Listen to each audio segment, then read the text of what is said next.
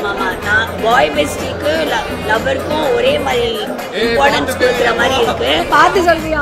எடிட்டிங்லாம் இருக்காது, அப்படியே போட்டுருவாங்க. சரியா? பாய் பெஸ்டிக்கும் லவ்வருக்கும் ஒரே மாதிரி இம்பார்ட்டன்ஸ் கொடுக்குற மாதிரி இருக்கு. ஆனால் அப்படி கிடையாது. லவ் வந்து ஒருத்தவங்க மேலே தான் வரும். ஸோ அது வந்து உணர்ந்து ஒரு ஃபீலிங்காக உருவாகிறதுனால அது வந்து பாய் ஃப்ரெண்ட் மேலே வருது. ஸோ இந்த படத்தில் வந்து அது வந்து இதில் வந்து பெஸ்டி மேலேயும் லவ் வர மாதிரி காமிச்சிருக்காங்க. ஸோ அதனால பார்த்து லவ் பண்ணுங்க. இல்ல அவ சொல்றது எதுவுமே அந்த படத்துல இல்லைங்க. படத்துல நல்லா இருக்கு. தயவு செஞ்சு வந்து அந்த படத்தை பார்த்துருங்க ப்ளீஸ். நீங்க பேசிட்டு லிவன்ல இருக்கிறதா? லிவிங்ல இருக்கிறவங்க இருக்கலாம், அது தப்பு இல்லையே. என்னடா முன்னாடி வா. அவர் வந்து கேட்டாரு லிவிங்ல இருக்கலாமா, அது கலாச்சாரத்தை என்ன நினைக்கிறீங்கன்னு. லிவிங்ல இருக்கிறவங்க இருக்கலாம், ஆனா அம்மா அப்பா பர்மிஷனோட இருங்க, அது தப்பு இல்லை. ரெண்டு இண்டிவிஜுவலுக்கு கன்சென்ட்டா எது இருந்தாலும் அது தப்பு இல்லை. அதனால அது அந்த இண்டிவிஜுவல் பொறுப்பு. ஆனா இதுல படத்துல லிவ்ன்ன்றது ஒரு சின்ன இடத்துல தான் வரும்.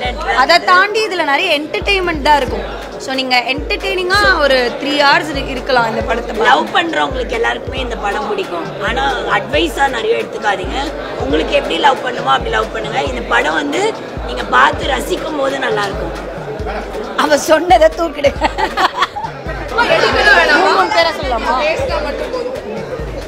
எங்க பார்த்து பேசுறது?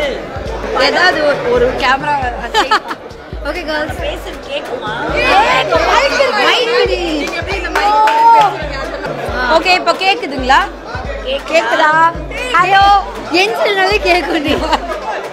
படம் வந்து நல்லா இருந்துச்சு. நீங்க நின்னாடி பேசினாலே கேக்குங்க. ஆமா நில்லுங்க. ஓகே ஃபர்ஸ்ட் நான் சொல்றேன். நான் 90s கிட்ஸ்ன்றதுனால எனக்கு வந்து ஒரு சில விஷயங்கள்லாம் இந்த மாதிரிலாம் இருக்கா அப்படின்னு ஆச்சரியமா இருந்தது.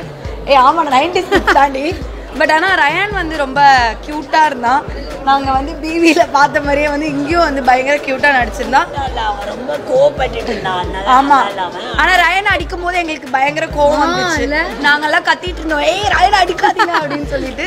ஆமாம், ரயானுக்காக வந்து பாருங்க எல்லாரும். ஆமாம், ரயானுக்காக மட்டும் கிடையாது, நீங்கள் வந்து ஹரிபாஸ்கர் லாஸ்ட்லியாமே வந்து ரொம்ப பியூட்டிஃபுல்லாக பண்ணிருந்தாங்க. ஆமாம், அவங்களுக்கு கேமரா நல்லா இருந்துச்சு.